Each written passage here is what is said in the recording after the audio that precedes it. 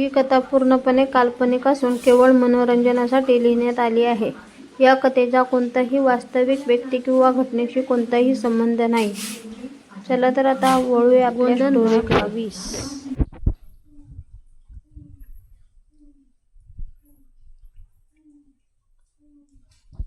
रात्रीच्या त्या रक्तरंजित घटनेनंतर संपूर्ण गावावर एक अजब शांतता पसरली होती.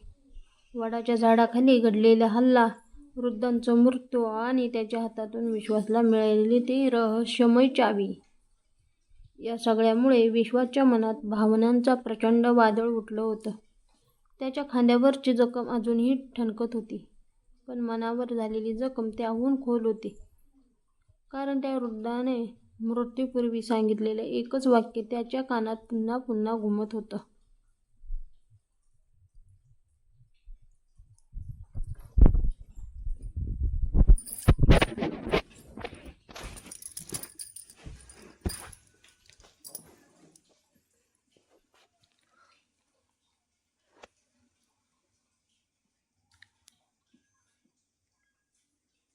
तुझ्या वडिलांचं नाव स्वच्छ कर, सत्य अजून जिवंत आहे.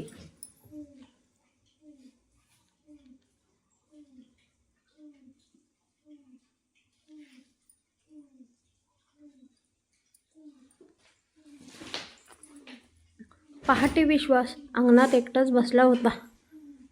हातात ती जुनी पितळी चावी, त्याच्यावर काळाचा ठसा उमटला होता.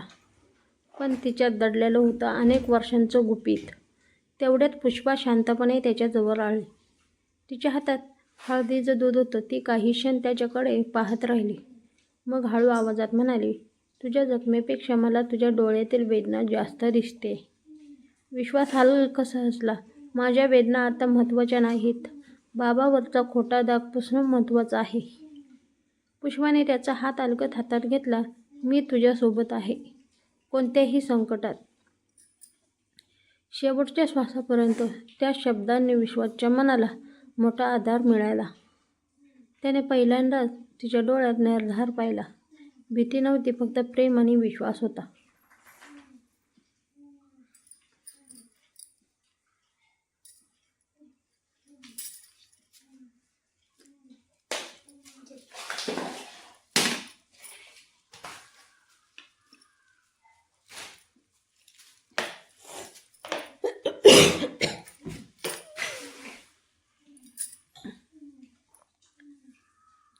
दुपारी विश्वास, दामोदर आणि गणू त्या जुन्या घराकडे निघाले.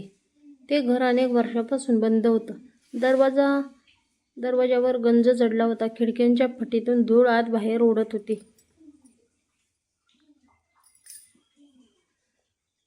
घरात पाऊल टाकताच जुन्या आठवणींचा गंध दरवळला. एका भिंतीवर त्यांच्या आईवडिलांचा जुना फोटो लटकत होता. विश्वास काही क्षण त्या फोटोसमोर उभा राहिला. त्याने मनातल्या मनात प्रण केला, बाबा, आज मी तुमचं सत्य शोधल्याशिवाय इथून जाणार नाही. आईने सांगितल्याप्रमाणे त्यांनी जुनी कपाटं बाजूला केली. भिंतीवर एक छोटंसं कुलूप दिसलं. विश्वासने वृद्धाने दिलेली चावी त्यात फिरवली. घट्ट. भिंतीची गुप्त कप्पा हळूहळू उघडू लागला. आत एक लहानशी लोखंडी पेटी, काही जुनी कागदपत्रं आणि लाल कपड्यात गुंडाळलेली एक डायरी ठेवलेली होती.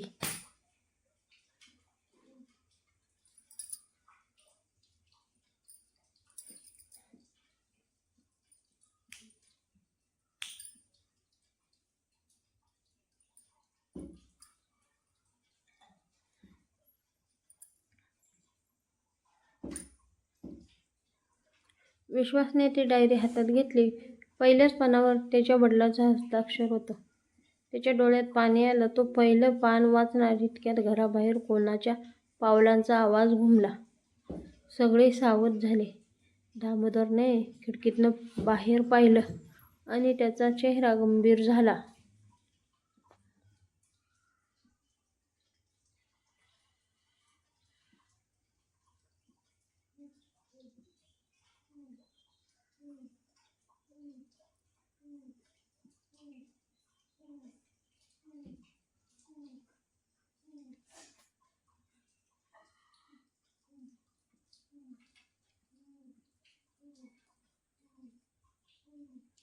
विश्वास, आपण एकटे नाही आहोत. घराला चारही बाजूने काही अनोळखी माणसांनी घेरलं होतं. घराभोवती उभ्या असलेल्या त्या अनोळखी माणसांच्या सावल्या खिडकीतून स्पष्ट दिसत होत्या. दामोदरने हळूच पडदा बाजूला केला आणि कुजबुजत म्हणाला, विश्वास, हे साधे लोक नाहीत. प्रत्येकाच्या हातात शस्त्र आहे. गणूने लगेच घरामागचं दार तपासलं, पण तिकडे दोन्ही माणसं पहारा देत उभी होती. काही क्षणासाठी सगळे शांत झाले. वातावरणात मृत्यूसारखी भीती पसरली होती. पण विश्वासच्या चेहऱ्यावर भीती नव्हती. त्याने हातातील डायरी आणि कागदपत्र आपल्या शर्टाखाली लपवली.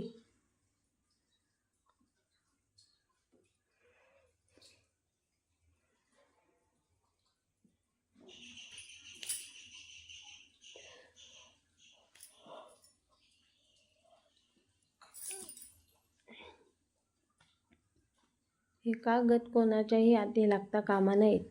बाबांचं सत्य यामध्ये बंद आहे. तेवढ्यात मुख्य दरवाजावर जोरदार लाथा बसली.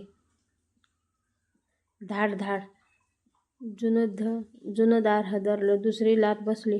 तिसऱ्या फटक्यात दार तुटून आत पडलं. काळे कपडे घातलेले 6-7 माणसं घरात घुसली. त्यांच्या चेहऱ्यावर काळे रुमाल बांधलेले होते. हातात लोखंडी रॉड, काट्या आणि पिस्तूलं. त्यांच्या म्होरक्या मोठ्याने ओरडल्या, डायरी आमच्या हवाली करा, नाहीतर एकही जिवंत बाहेर जाणार नाही. त्याचा आवाज ऐकताच विश्वासला खात्री झाली, हे सगळे त्या रहस्यमय सूत्रधाराची माणसं आहेत.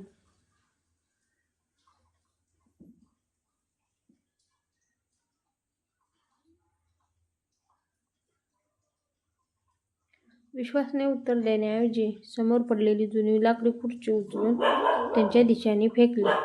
क्षणात झटापट सुरू झाली. दामोदरने एका गुंड्याच्या हातातून काठी हिसकावून घेतली. गणूने दुसऱ्याला ढकलून खाली पाडलं. पण गुंडांची संख्या जास्त होती. एकाने विश्वासच्या जखमी खांद्यावर पुन्हा जोरदार प्रहार केला. वेदनेने त्याच्या डोळ्यासमोर क्षणभर अंधार आला. तरीही त्याने डायरी हातातून सोडली नाही.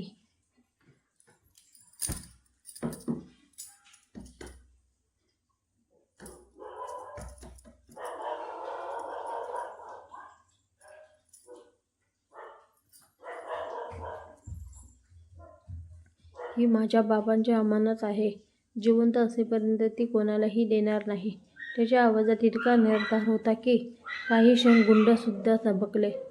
बाहेर अचानक पोलिसांच्या सायरनाचा आवाज घुमला. कुणीतरी गुप्तपणे पोलिसांना माहिती दिली होती. सायरन ऐकताच गुंडांमध्ये गोंधळ उडाला.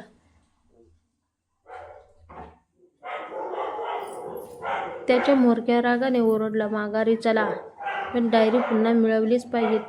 ते ज्या वेगाने आले होते त्याच वेगाने घराबाहेर पळून गेले. काही क्षणात परिसर पुन्हा शांत झाला, पण घराची अवस्था भयानक झाली होती.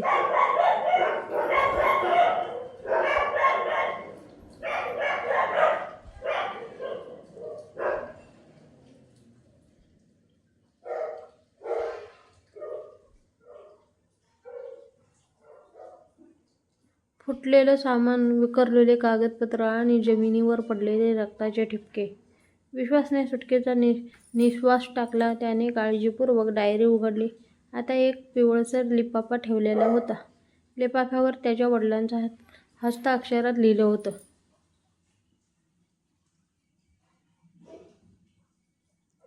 हे पत्र फक्त माझ्या मुलासाठी.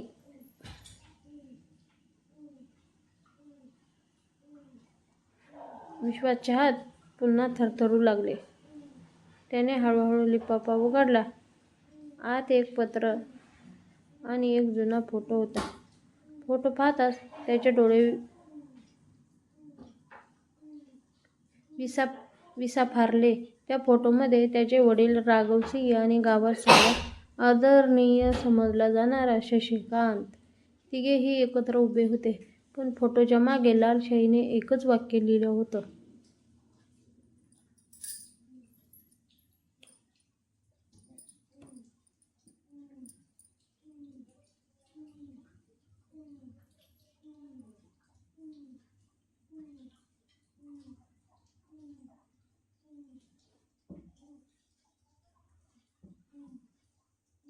यापैकी एक मित्र आणि एक विश्वासघातकी आहे. हे वाक्य वाचताच विश्वासच्या अंगावर काटा आला. त्याला जाणवलं आता सत्य अगदी जवळ आहे, पण त्याच वेळी संकटही पूर्वीपेक्षा अधिक भयंकर होणार आहे.